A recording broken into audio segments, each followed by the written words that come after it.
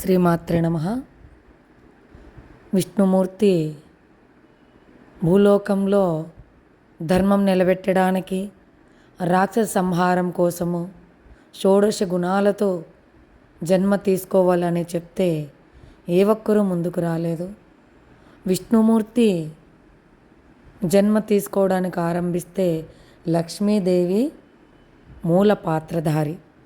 లక్ష్మీదేవి లేకపోతే ఆ రావణాసుర సంహారము జరిగేదే కాదనమాట. హృదయంలో స్థానాన్ని ఇచ్చాడు ఆ యొక్క లక్ష్మీదేవికి.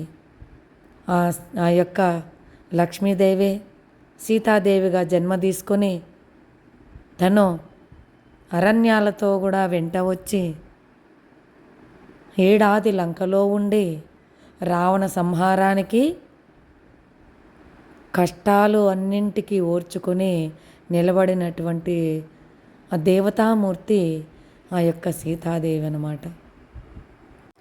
సీత లేకపోతే రావణ సంహారం జరిగేది కాదు. రాముడు లేకపోతే రావణ సంహారము జరగదు. ఇందులో ఎవరు ఎక్కువ తక్కువ కాదు.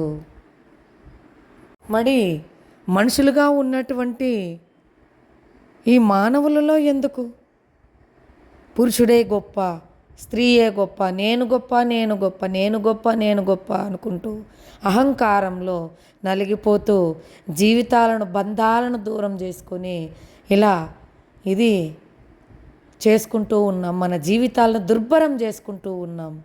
సత్యాన్ని తెలుసుకోవండి. ఏ ఒక్కరూ బాధ్యతగా లేకపోయినా, ఏ ఒక్కరూ ధర్మంగా లేకపోయినా ఆ కుటుంబ వ్యవస్థ అంతరించిపోతుందనేది తెలుసుకొని మసులుకోవాలని ప్రతి ఒక్కరికి నేను తెలియజేస్తున్నాను.